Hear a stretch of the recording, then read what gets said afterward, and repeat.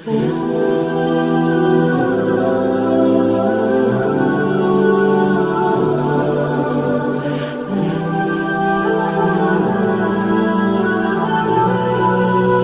mana-mana jelema maca isuk-isuk 7 balik, sore-sore 7 balik.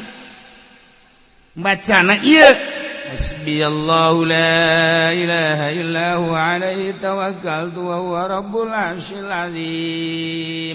7 balik, isuk 7 balik ke subuh, isuk-isuk lah. Jeung sore memeh magrib atau atas magrib dibaca 7 balik 7 balik. Nah ieu bakalna kafahullahu ma ahammahu, bakal dihasilkeun daun anu dipake ka hayang urang. Ya Allah, ilmu ye, lain nalagaan ye, ilmu ye. Kanyawan saya nyandung kan?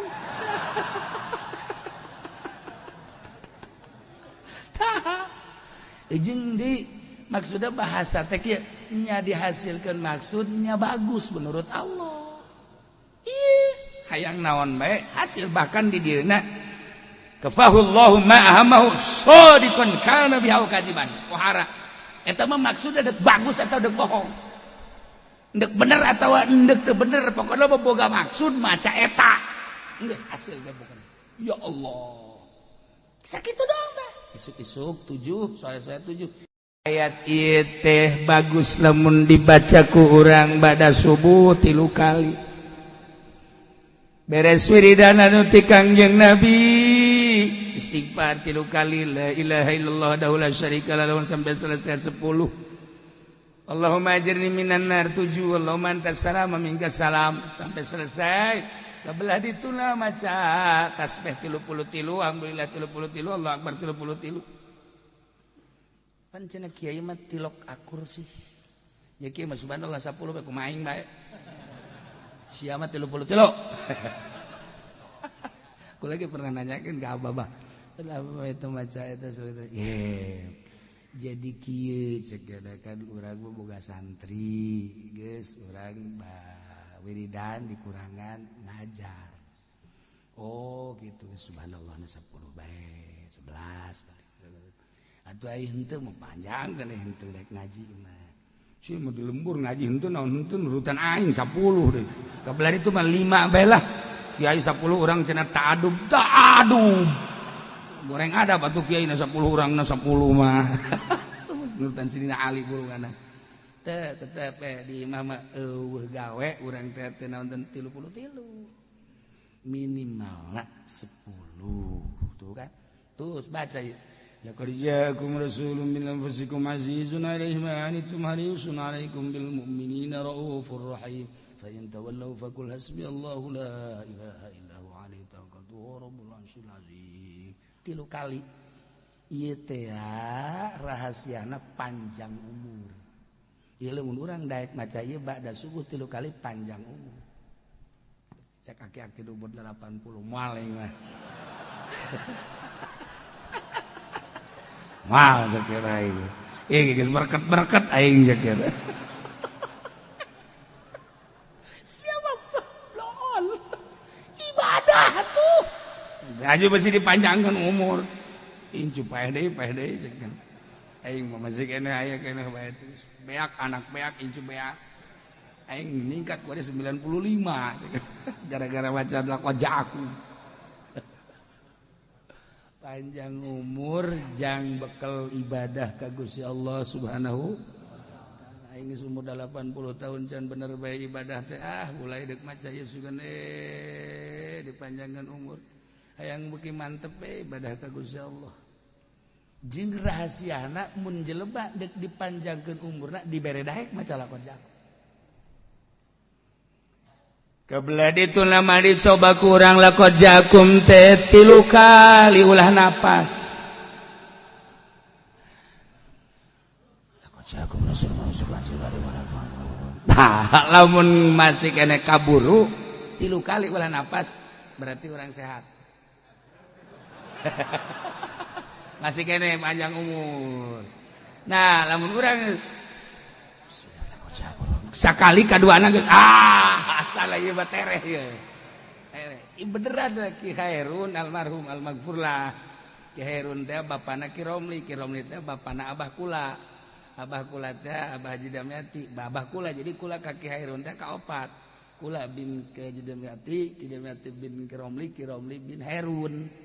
Nya nama teh lamun aya jelema naon gitu ngaranna Muria sangarana ulah ditinggalkeun nya. Asal geus kitu bae enggeus. Karumpul kabeh anak itu bener bae. Eta teh geus asal dibaca tah laqad ja'akum sakali, dua kali, katilu kali geus teu kuat geus. Boleh tinggalkan. Eta Khairun eta beneran ieu mah. Tapi lamun 3 kali masih lancar kene. Insyaallah sih cager deui cekeun teh. Insyaallah cager deui ini mungkin bener. Eta Abah Haji Khairun lakon jaku. Kula ge osok takut teh dipetakeun ku kula teh. Eta kula nanti abah nanti kitu belah. Boleh tinggalkan. Panjang umur.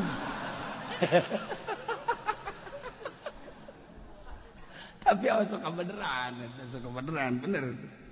Kieunan jelema bisa kede sih ya ngobrol mah. Tapi cek hate teh dibacaan tapi geus teu kuat nyesek teh. Tetep we sudah ditaringgal bener. Sampai kaduana. Entah kaya nu jiranna ulah menta cai ka kiai cekeun. Asal cek kiai ulah ditinggalkeun geus. Geus tah ulah antepkeun lah cekeun teh.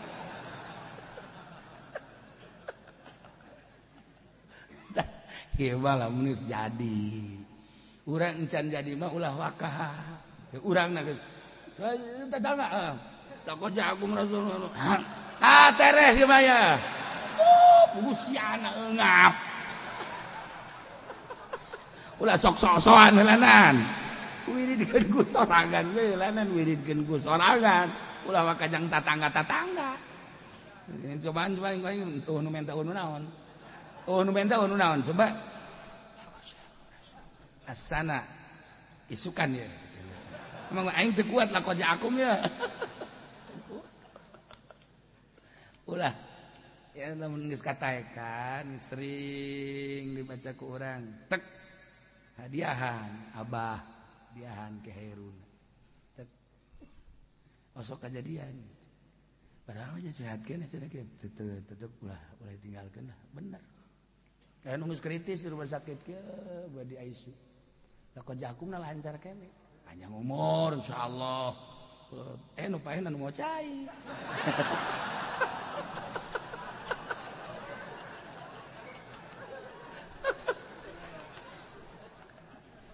Tahiji baca ya guys berapa cerita ibadah baik.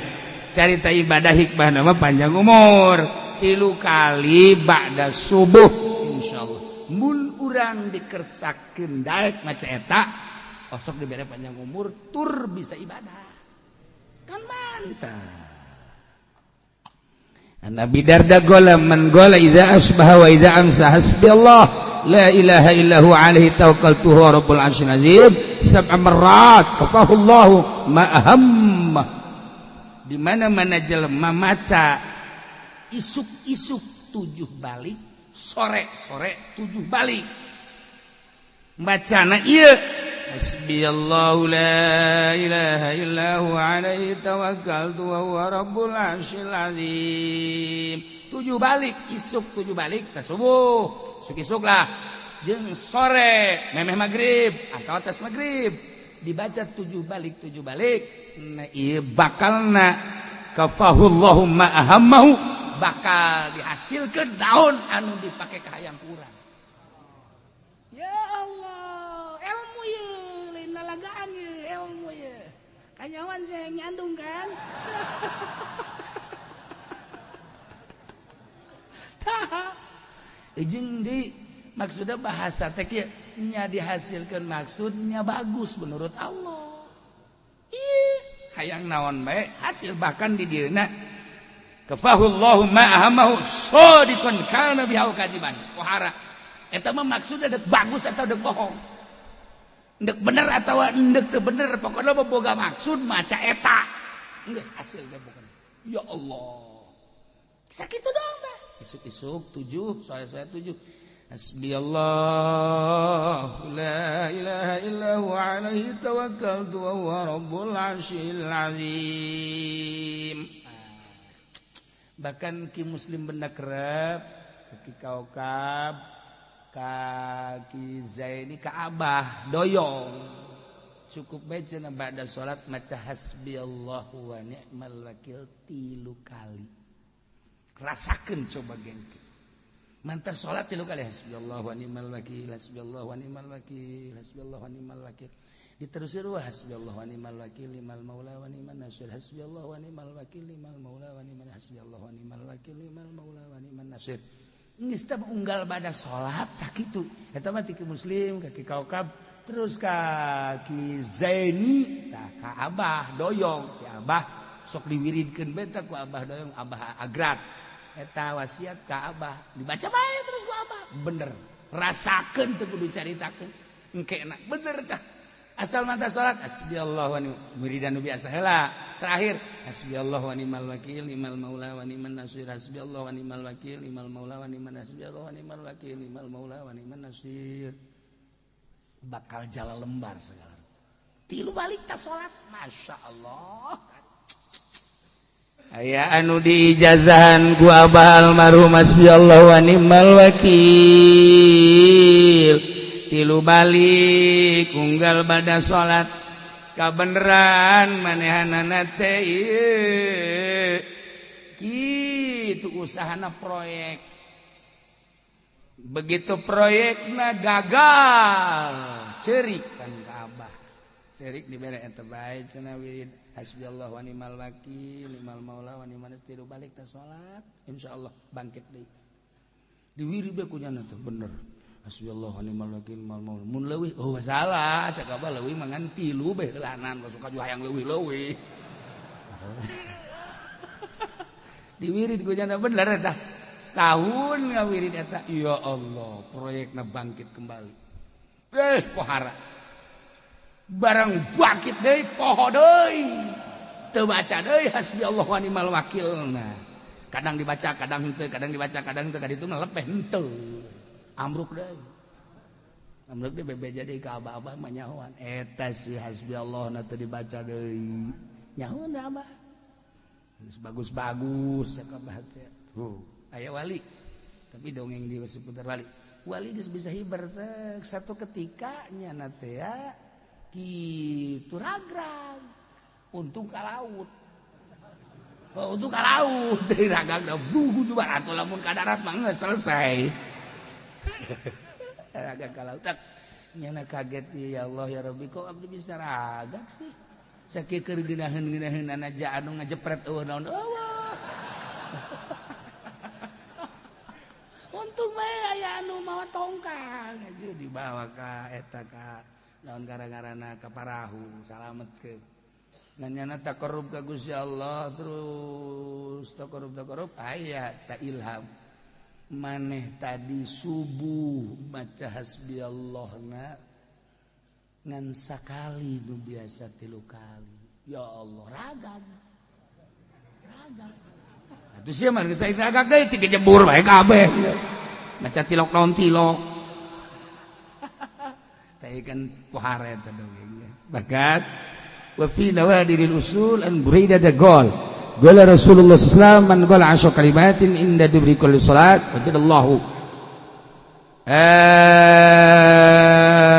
gitu naon ngaranna indahuna takafian majziyan khamsun lid dunya wa khamsun lil akhirat 10 hasbiyallah bah ujian naon dulu 5 urusan dunia bakal hasil maksud cukup muyah bagian akhirat lagi geus moal kana neraka di dunia 5 teh bakal hasil maksud cukup muyah mayeh hayang nanaon ge aya akhirat lagi moal tersentuh api neraka ieu baca Quran sapeting 10 bali 10 ge hiji-hiji doang Hasbiyallahu lidini hasbiyallah hijid hasbiyallahu lidini hasbiyallahu lidunyaya hasbiyallah lima ahamani hasbiyallah liman bagu alayya hasbiyallah liman hasadani lima hasbiyallah liman kadani bisuin hasbiyallah indal maut hasbiyallah indal masati fil qabri hasbiyallah indal mizan hasbiyallah indas sirat 10 mual tersentuh api neraka di akhirat mizan lancar sirat lancar di dunia dipakai naon gitu ngaranna cukup terakhirkeun sekaligus hasbiyallah la ilaha illahu alaihi tawakkaltu wa huwa rabbul arsyil azim tah wirid ganeta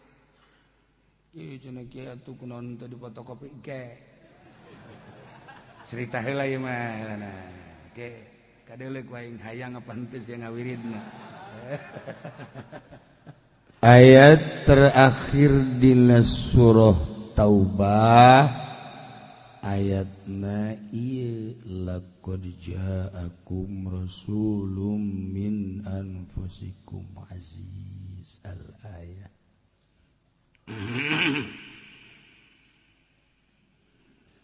ieu ayat khitab khusus kafara orang Arab. Orang Arab anu nyaksian kana turuna Kangjeng Nabi, kelahiranana turunanana sakaligus diutusna Kangjeng Nabi menjadi Rasul Allah. Tetapi aya teu meunang hidayah mah hese tetep. Urang nu jauh jarak tempuh anu jauh jarak masa anu lila tetapi urang dibere hidayah ku Gusti Allah teu ka Kangjeng teu apal tempat lahirna tapi geus kapiheulaan ku cahaya ilahi iman urang ka Kangjeng Nabi Muhammad sallallahu alaihi wasallam mahal tete iman ya Allah ya Rabb tinggal mempertahankan iman keyakinan sababaraha lengkah deui urang hirup bakal balik ke alam barzakh teu rugi teu cangcaya urang pae mawa keyakinan iman ke Allah iman ke Kangjeng Nabi Muhammad sallallahu alaihi wasallam pertahankeun eta kajen teh ditembak geus kajen ditembak dibunuh kumaha Allah Muhammad iman ke Allah iman ke Kangjeng Nabi salam ya Allah ya Rabb tapi lamun urang ditilik wari saki informasi geus poharana dek neangan bebener geus teh kudu ngaji melalui informasi elektronik ambalaya tapi itu diberi hidayah mah hese nu mantak peperangan multinasional Baghdad genjleng negara kabeh pimpin ku Saddam Hussein. Gua mah inget kan lain rek nyaritakeun peperangan, andek nyaritakeun berbagai komentator tentang Baghdad itulah perang. Begitu Gus Dur ditanya, bagaimana Gus tentang perang Baghdad? Ngapain kita bicara Baghdad? Udah enggak usah diikuti. Bicara kita aja negara Indonesia. Sampai mati kamu tidak akan ngerti. Paham orang tentang Baghdad, Pak. Nu ngerti cuman Gus Dur. Moal ke otak kan cek. Urang cek ngomong urang nama sia daripada mikiran Baghdad bandingan dagang toge bae geus. Dagang jengkol bae geus. Geus sasawi dagangkeun ka dinya kabeh. Lain ukuran otak sia nyaritakeun Baghdad batu. Beuh, Mang Saddam Hussein jelema leutik. Oyag negara kabeh. Nu ngalawanana ge multinasional Inggris, Prancis, Amerika. lain lalangan Jerman milu kabeh lamun leutik negara moal ku kabehan dihantemna kulantaran ieu negara boga kekuatan anu luar biasa dihantam lagi kulobaan menang teh nu lobaan can sebab naon nu dipake ka hayang kumanehna kilang minyak dibom lagi kurang Irak sorang per detik ieu naon meunangna hanya menduduki urang Irak lagi di dieu teh gigideug bae negara-negara aing diusir deui sia ku aing mah paeh geus jadi biasa sebab aing mah paeh sorga ai sia emang kuari kehadiran Amerika di Baghdad gitu emang nyaman teu nyaman urang Irak mah kajenteun paeh moal ditinggalkeun ku aing negara aing naon bebeunanganna teh bebeunangan nu deuk dimasalahkeun naon kuari nu deuk dicaritakeun sabaraha ribu tentara Amerika nu asup Islam per detik ribuan tentara nu asup Islam urang dikaburkeun teu meunang nyaho nu potong leungeunna nu eueuh ceelian nu eueuh mataan anu tanpa daksa teu bisa lempang ku di Amerika ribuan jelema asup Islam Saddam Hussein wasilahna urang mah kan teu nyaho informasi nu sabenerna kula ge jawab teh ti almarhum almaghfurlah Gus Dur udah kula nyaritakeun Baghdad saya pagawean urang bae sakitu moal kaotakan Gus ya ye sakola teu daun teu nyaritakeun Baghdad ulah kitu Gus atuh kayak resep bae tapi emang kumaha Baghdad bah negara 1001 malam emang kumaha sabaran nabi anu diturunkeun di dinya lain sembarangan negara teh mah negara kuno Amerika negara anyar Inggris negara anyar kalawan negara kuno menang teh gan sakadar di mata dan mengklaim hasilnya datang ka kuari ralang sadan hutang teh gara-gara membabi buta ngalawan Baghdad teh ieu tokoh Baghdad ti baheula ti mimiti khalifah kahiji khalifah kedua dan selanjutnya aya gimbir-gimbir teh Saddam Hussein nah naon kitu ngaranna waliun min auliyaillah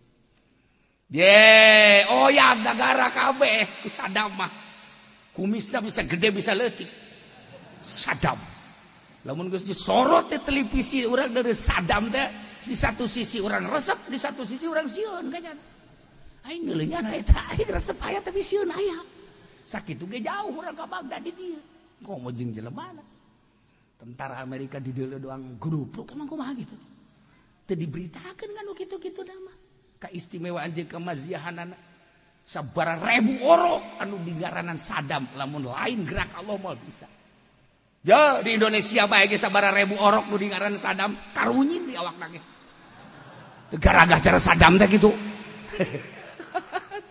ya Allah ya Rabb nah ieu mah keur carita hidayah melalui peperangan ternyata hidayah didapat melalui peperangan ieu mah keur carita maha kuasa Allah henteu rek nyaritakeun peperangan multi jeung Baghdad lain hese tah menyaritakeun anak lantaran dibalik cerita tentang peperangan Baghdad aya satu dakwah anu urang teu nyaho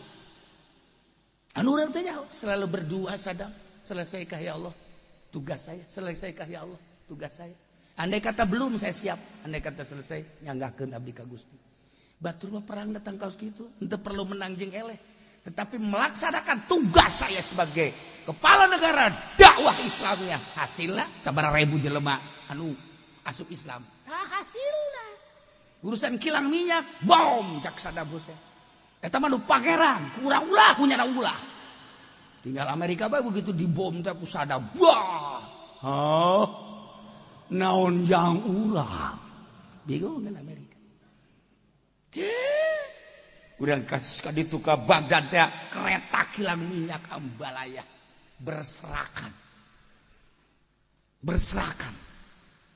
negara acak-acakan tapi orang Irak bangunna tenang teu bermasalah Junaidil Baghdadi aya di Baghdad Abu Bakar Shibli aya di Baghdad Syekh Sirid Sikti aya di Baghdad Syekh Ma'rufil Qurhi aya di Baghdad Tuan Syekh Abdul Qadir Al-Jailani aya di Baghdad tokoh-tokoh sufi dunia anu kuari jadi rujukan seluruh dunia aya di Baghdad kabeh. Tenang urang Baghdad mah iya itu per detik ieu apakah kacau urang Baghdad. Ketika ya orang Amerika geus deuk siapa urang Baghdad asal mele urang Amerika geus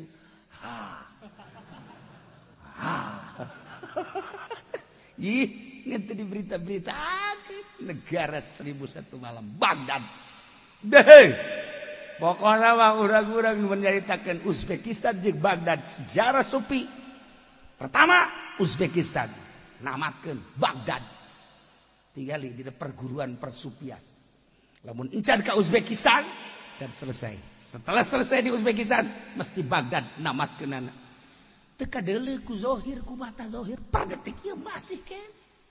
Perguruan sufi teh seperti eta. Namun encan ka Uzbekistan can kapanggih jeung guru-guru sufi Uzbekistan can selesai sufi mah. Ketika geus selesai doktrin-doktrin namatkeun ke Baghdad. Tanyakeun coba ge ka jelema ngarti. Dua negara Uzbekistan Baghdad Uzbekistan Baghdad dua eta mah perguruan sufi internasional. Enggas lamun encan makekeun ka didinya badak masalah perang hanya sebatas urusan dunia pahit dan hidup titik. Henteu perang ge sarua bae hidup dan mati. Kesulitan orang Baghdad kuari Amerika ngabangun orang Baghdad geus kieu bae bangun ku sia emang aing ridho teu sakedeung deui perang deui jeung aing sia. Orang Baghdad mah geus kitu saya diciptakan untuk perang. Indonesia lain kita diciptakan untuk korupsi. Jangan tinggalkan korupsi sampai mati bawa mati. Dia tuh sabodo sia. Aing mah dongeng doang ja. Korupsi teh naon teu. Jeuh aing mah korupsi na mana. Aing kira mun aya mah tunduk sarua. Dia aing bangsa Indonesia.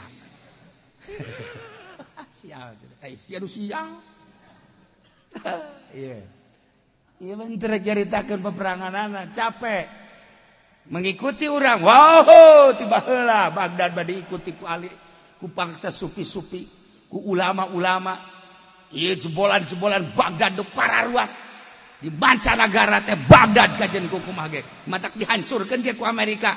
Aya kekuatan anu terselubung, aya kekuatan anu gaib, aya kekuatan anu sulit dicaritakeunana. Bom Baghdad. Bom. Tetapi rahasiana sabaraha puluh ribu manusia nu asup Islam. Masya Allah karim. Eta ngadoana ge kan Saddam geus kitu. Selesai apa belum tugas saya ya Allah untuk dakwah? Bukan untuk menang dan kalah, tapi dakwah saya selesai apa belum? Kula lamun maca doa Saddam Hussein geus kitu teh sedih kadang-kadang. Naon sedihna? Henteu rek nyaritakeun menang jeung eleh. Tugas saya selesai apa belum? Etalah keistimewaan Saddam Hussein. Oh, diabadikan. Bongkar kubulan Saddam. Senyum Saddam. Ya Allah ya Rabb. Anu geus dibunuh Saddam teh. Naon kitu ngaranna? Setrum. Saya kapaehna. Saddam disetrum supaya ngomong tetap Allah dicaritakeun. Setrum deui Saddam, di dia. Allah ingat ke Hajjaj baheula. Allah selesai sudah ya Allah tugas saya. Tek, hai. Bikeun kubur gali setelah 1 tahun. Geus diabadikeun senyum seungit caririk sa Baghdad kabeh. Henteu rek caritakeun naon deuk caritakeun teh hidayah bangsa Baghdad, hidayah bangsa kafir nu asup Islam na kudu melalui peperangan da kumaha atuh nya kos kitu hidayah. Di urang teh eta loba pengusaha-pengusaha Cina nu berhasil teu daek ya asup Islam. Tapi begitu dibere susah deui asup Islam hidayahna kudu ku susah. Sabaraha encek anu asup Islam di urang ku susah. Ayo geura anu kamari di demo gubernur Jakarta saha? Batur Siap. Eta Ahok tah di demo kan ku kabehan teh. Nah, ieu kan diperkirakan dek asup Islam ayeuna. Dek asup Islam. Ahok teh eta kuari teh. Wallahu a'lam menang hidayah ti mana kakarak endeu. Tuh, tak lamun kejadiannya da asup Islam. Wallahu a'lam. Iyalah rahasia Allah. Kamari sandeg-degeun henteu deui. Kuari radahaneut. Ente mancan nyaho kan kuari perkembangan Ahok. Ya, tinggalin zaman sia mah tuh. Ya, mengikuti corona bae corona. Ahok ikuti ku sia. Ya, hampir kuari teh deuk asup Islam. Ya, perkembangan politik teh ulah leleluarna doang. Jerona keur kumaha ieu nagara teh sampikeun duit aya naon nih di jero teh. Kekacauan dan lain sebagainya. Eta mah urusan lah. Tapi ieu teh di jero da aya naon ieu. Menteri ieu dan di jero teh keur pasini. Pancen kieu emang ngosok kaditu lelebah mong sia. Dakeun aing segala naon. Tah make jas teh eta aing eta. Di mana cenah kieu eta kenikahkeun teh. Siapa teh nyaho urusan ana. Teh nyaho aing mah kedelu beungeut teh bae teh nyaho kaler kidul sampai. Geus aing resep ya ngajen nu geus kiri resep. Jeung nu barodo ki resep. Gas, urang bagian urang we nu barodo lah habaknya lah. Penting selamat bener teh. Daripada nu palinter kabalinger. Ye, geus informasi setik-setik we ulah loba-loba informasina. Sakitu bae heula ke minggu hareup lain deui ge. Aya anu masuk Islam teh hidayah teh keur ngagoler di rumah sakit.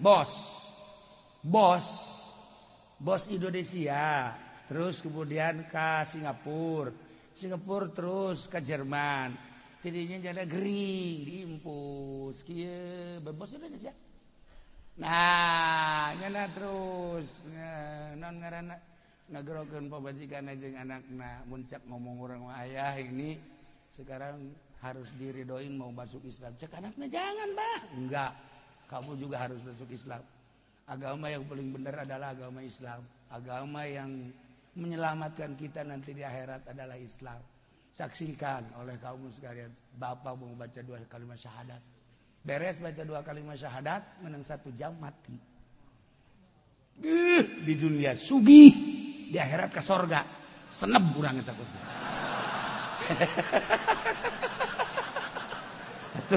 Cek nafsu urang. Tapi kan rahasia Allah eta. Masya Allah karib pohara jasa. Perang Palestina ya. Perang Palestina dati itu. Ayalah seorang Yahudi kira-kira umur bangsa 40 tahun. Kena tembakan muslim. Masuk rumah sakit. Kunaon atuh menang 2 poe ngimpi ka panggih Kangjeng Nabi. Urang kan lamun nyaritakeun kos kitu hese. Ya Allah ya Rabbi hidayah. Menang 2 poe. Dah ka panggih jeung Kangjeng Nabi. Kamu kenapa muncak bahasa urang mah? Saya sakit. Sakit kenapa? Sakit tertembak. Oleh siapa kamu tertembak? Oleh pasukan muslimin. Beruntung kamu tertembak oleh muslimin bukan oleh orang kafir. Emang kenapa? Orang muslim itu tidak ada kejahatan. Ini siapa? Saya ini yang dibanggakan dan diinamani oleh orang-orang muslim. Yang bernama Muhammad ya iya. Langsung pelukan dina ngimpina. Langsung masuk Islam dina ngimpina. Ku Kangjeng Nabi diusap penyakit urut. Tembakan sat. Hudang cager. Langsung nyana. Baca la ilaha illallah, la ilaha illallah, la ilaha illallah, la ilaha illallah. Dokter kaget. Ina naonan. Ya Allah, ya Rabbi. Wah, sudahlah keluar la ilaha illallah, la ilaha illallahan. Hampir ditembak di rumah sakit. Jangan, coba biarkan. Kita tanya dulu ada apa. Begitu ditanya seperti apa? Dibukukan. Kukula boleh bacakan bukukan. Bahasa Inggris masalah.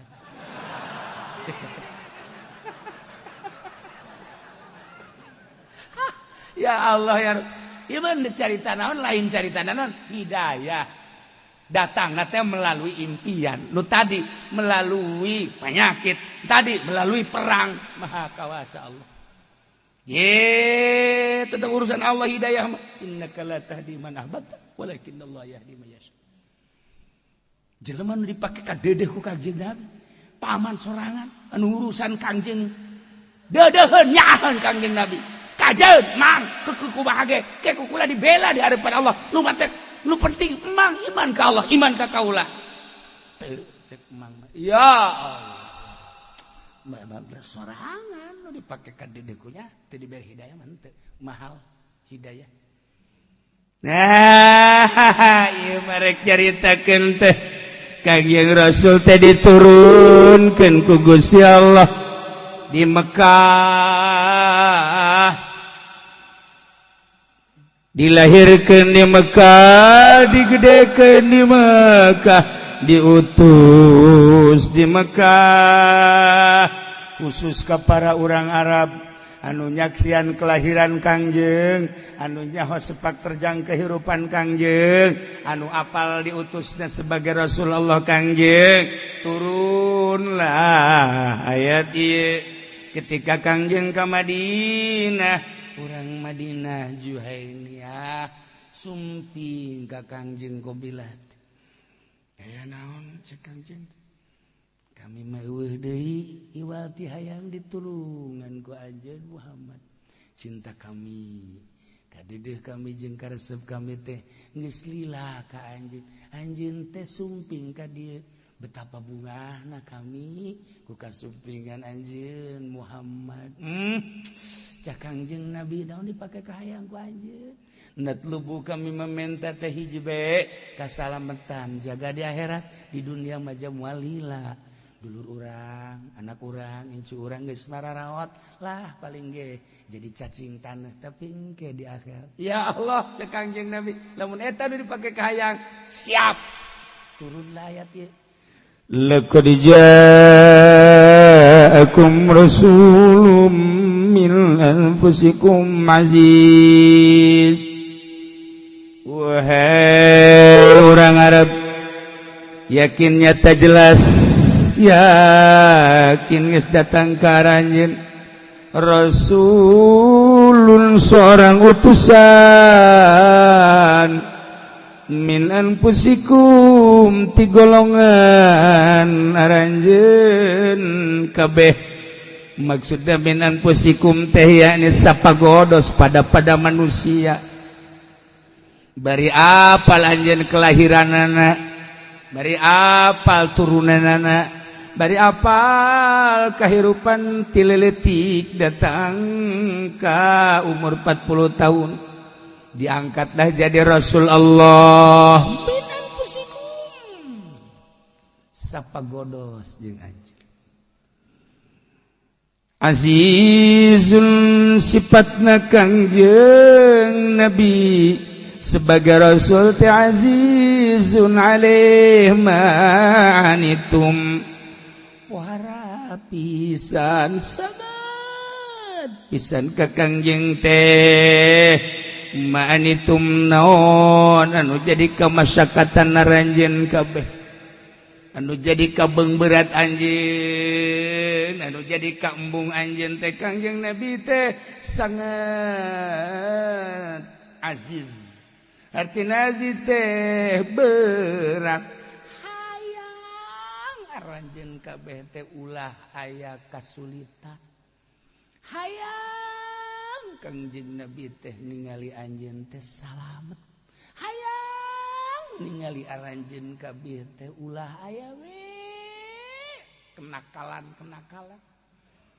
Dibere karakter Kangjeng teh diturunkeun ka dunia, diangkat jadi Rasul azizun alaihi ma'anittum. Pohara luar biasa Kangjeng Nabi menginginkan urang Arab kabehan khususna ulah aya kesulitan.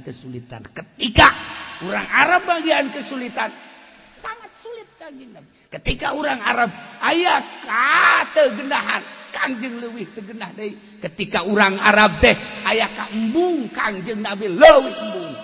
Ulah aya kategenahan terhadap orang Arab khususna umumna ka umat muslimin muslimat. Ulah aya Kangjeng Nabi teh azizun alaihi ma'anitum berateun ketika deuleu umat ngarasa berat teh. Masyaallah. Nu mantak hudang ti kubur teh Kangjeng teh ummati lain inget ka sorat.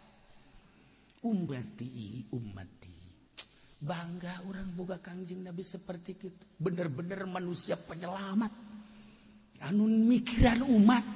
Ulah bae tigesle umat teh datang ka ditimbang aya kagorengan, datang ka ngajembat di jembatan Siratal Mustaqim tipoleset teu hayangeun embungeun Kangjeng Nabi, berateun Kangjeng Nabi ketika adalah umatna sing gulimpang di neraka jahanam. Ulah datang ka kos kitu Kangjeng Nabi sangat tanggung jawab luar biasa. Azizun alaihi ma'anittum.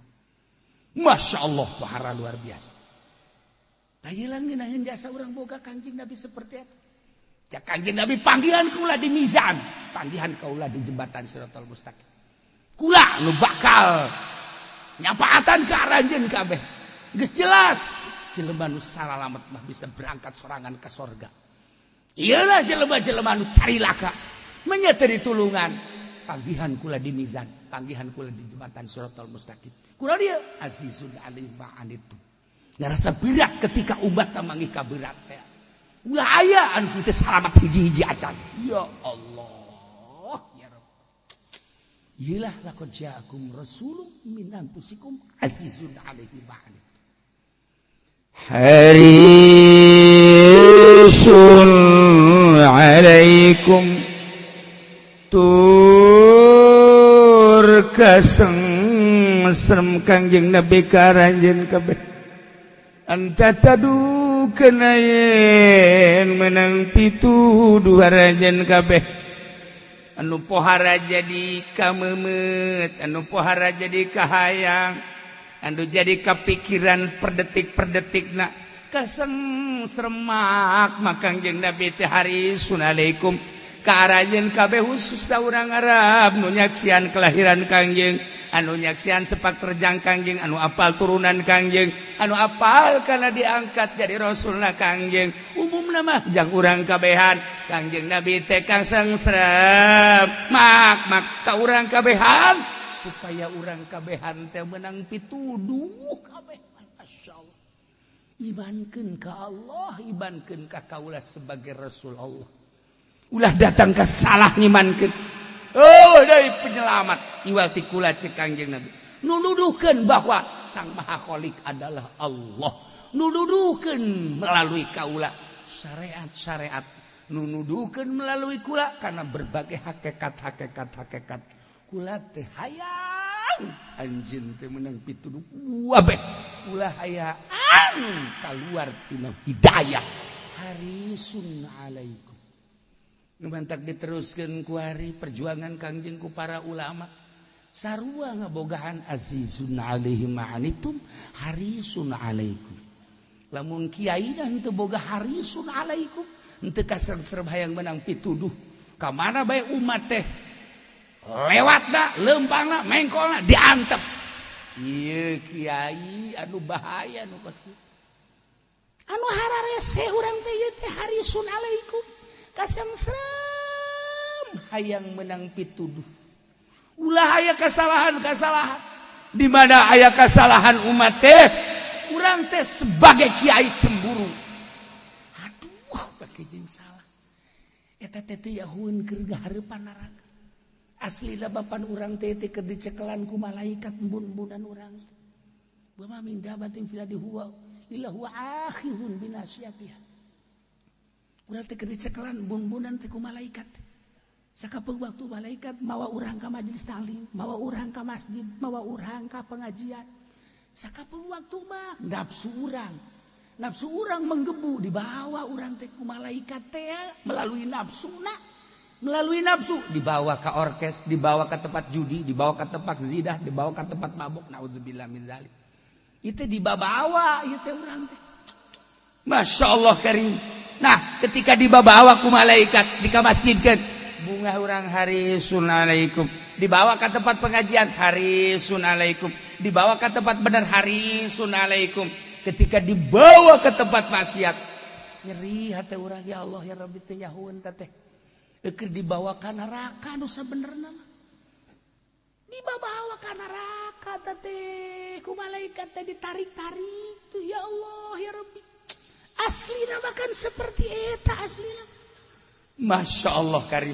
Urang teh ieu teh henteu karasa bahwa urang keur dicekelan ku malaikat dibawa ku malaikat ya Allah ya waful mujrimuna bisimahum bakal kayawan ke di akhirat jelema anu doraka dengan tanda-tanda jeung ciri-cirina kadorakaan jelema patukhadu bin nawasi wal aqdam diseredan buuk-buuk lamun awewe teh mah sak bin nawasi wal aqdam diseredan suku-sukuna dampal-dampal sukuna masyaallah karim eta teh cek Imam Saroni lain di akhirat di dunia keneh ge sarua keur diseredan bae turapul mujrimuna bisimahum patukhadu bin nawasi wal aqdam tapi jelema anu bagus mah haripu fi wujuhihim nadratan naim jelema anu bakal dikasorgakeun mah kajahoan dina wajahna nadratan naim cerah ceria dibawa ka pengajian kajen teuing teu dahar heula kuat ngan geus deuleuan jembal kiai loswat cenah cekeuna ieu demo sia ka aing nadratan naim masyaallah sakedeung deui salat terus baca Quran wiridan kajahoan di dunia keneh antara ahli Allah jeung ahli neraka haripu fi wujuhihim nadratan naim moal ngahiji jelema anu bakal dikasorgakeun jeung jelema anu bakal dikanarakakeun moal ngahiji sebab naon turapul mujrimuna bisimahum patukhadu bin nawasi wal aqdam deukeut ka pengajian dasar lain ahli Allah mah ngabur ji deukeut ka masjid teu jauheun tihang masjid kos kumaha teu jauh nya deukeut ka masjid teh eueuh antara imahna jeung masjid tapi teu jauh tilok ngitungan tiang masjid nya nama aya pengajian di masjid eta 20-an jeung tihang-tihangna aya 10 berarti nu gaji 10 teu ya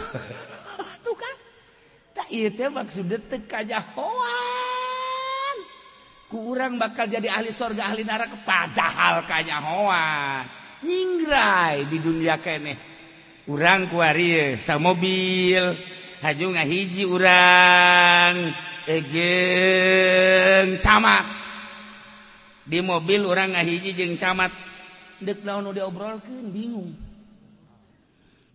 urang teh teu betah urang deuk ka Bandung pasti datang ka dieu bae ka Tangerang ganti mobil bae nya bapak-bapak kula-kula mah henteu datang beda ngobrolna hese tapi pan orang jeung santri deui mah geus sia tinggal nakolan we ieu ngindaheun deuk ngobrol naon bae kumaha urang bae sacalangapna urang ngindaheun eta urang sapagodos ngaranna teh tapi urang ngobrol jeung polisi deuk ngobrolkeun naon urang mah ngobrolkeun bintang jajang naon bintang urang mah hayu coba hayu ngobrolkeun balok jang naon di mage ambal aya balok teu kapake tuh balok teh urang bisa bingung urang ya urusan sakola teh jaho urusan tahapan derajat-derajat teh jaho urang mah diajak ngobrol ge lah sepira nu kos kitu babari mah babaringan teu hayang nyaho sebab naon sapira kos kitu jadi dina hartina mah teu nyambung bae heulanan urang sa mobil jeung DPR dek ngomong naon aya kecuali Ki Fudoli lain deui eta mah nya nama emang semi nya nama tuh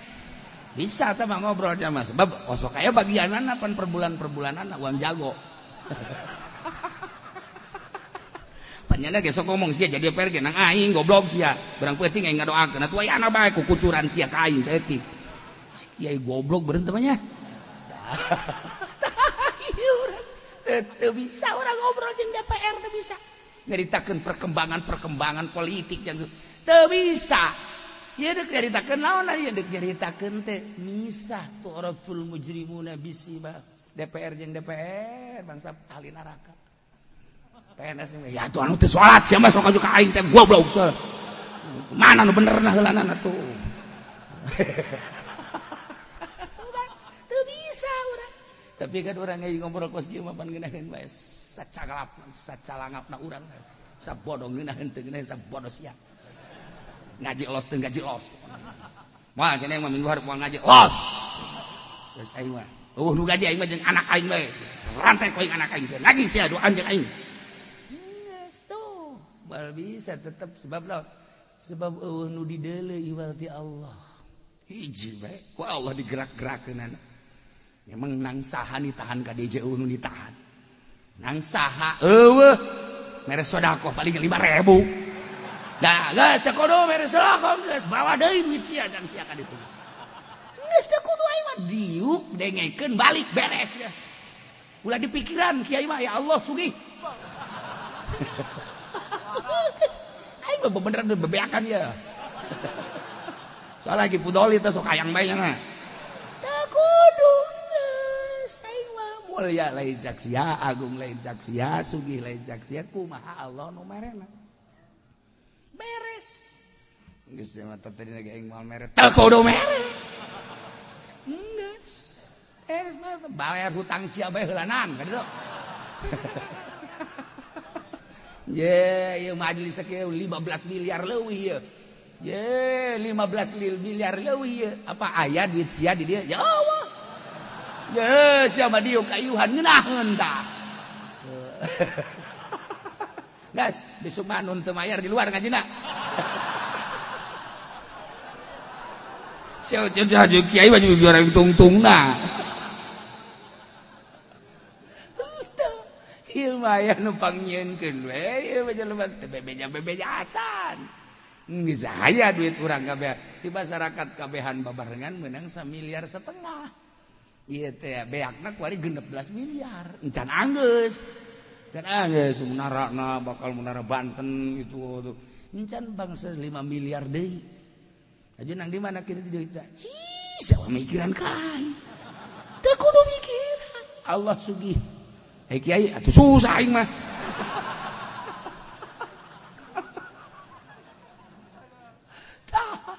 ieu mah lainna naon ye dek jaritakeun teh harisun alaikum masyaallah karim kasangserem Kangjeng Nabi teh supaya menang hidayah kabeh umat urang teh ieu teh ditaduturkeun Kangjeng kumaha Kangjeng teh amr ma'ruf nahi munkar mantep cek Kangjeng Nabi man ra'a munkaran falyughayyir biyadi selama lamun ada munkar boga kekuatan silakan melalui kekuatan bila perlu perang wa man lam yastati lamun teu bisa fa bilisan ngomong coprak cara ki pudoli dibayar ngomong teh dibayar henteu lain dakwah teh pokos kitu usaha tuh ieu nu bener sok juga singgung atuh lainnya na bae sia ge sarua ulah atuh urang dibayar ngocoprak we terus bila perlu kudu kos tukang menta-menta di pasar teh tah urang ka pasar kemis mawak salon saudara-saudara sekalian saya datang ke sini untuk minta bantuan gepan goblok atuh suka teh dek dakwah horeganan masjid jan anggeus teh beres sama kos itu ulah dakwah fal yughayyir biyadi wa malam sati pabilisani wa malam yasati papi qalbi lamun teu bisa make qalbu urang wa adaful iman pang handap-handapna ieu sapeker dipermasalahkeun ribut gede tapi nu liwat di hareupeunana rurundayan awewe teu dimasalahkeun je padieu naon ieu fitnah gede ieu teu kudu dimasalahkeun tasawuf atuh fal yughayyir biyadi wani nyana radio tatangga dibantingkeun TV tatangga dibantingkeun kunaon aya nu liwat dadana muka nyana ngahenen bae ge tadi mah rada gede teh mah tinu imah rada gedean ieu ya goblok kiai goblok gantung kabeh kiai kos kitu ya masa gerberatan eta tah ndek dakwah nih bener dakwahna namun urang teu kuat fa biqalbi geus bae kuat teh ya Allah ya Rabbi nu di imah mah hepe siapa lain dakwah pikiran nu di imah betul kan nah iyalah dakwah nu mantep urang dijadikeun kiai kuari dihormat ku jelema dibule ku jelema diagung-agung ku jelema dibuya-buya di dunia ye di akhirat teh salamet ka henteuna datang ka mana urang teh ieu teh amar ma'ruf nahi munkarna kuari mah dikiaikeun kuari dibuyakeun kuari dimamakeun tapi diharapkan Allah sia dibuya-buya teh sia di mama-mama ternyata eta munkarat sia itu ngomong-ngomong acan bahkan hati sia resep sia nyaho sia paing dikiriman awewe baheno aju sia teu dakwah tuh kan urang mah ya Allah ya Rabb tatangga hajat nanggap orkes aju pan sia diajak kondangan ke bae penting bari deuleu biduan pan cak dia goblok pada teh sia di dunia orang dibuya-buya sabaramu sia anu ngeririt hiji benda dua harga anu berbeda bisa diantep teu ngomong-ngomong acan dibuya-buya orang di dunia tapi di akhirat ternyata orang diseret patuh khadhu bin nawasi wal aqdam dan orang mikiran kadinya embung orang jadi kiai embung orang jadi kiai teh komoh ju pendopo merek itu pun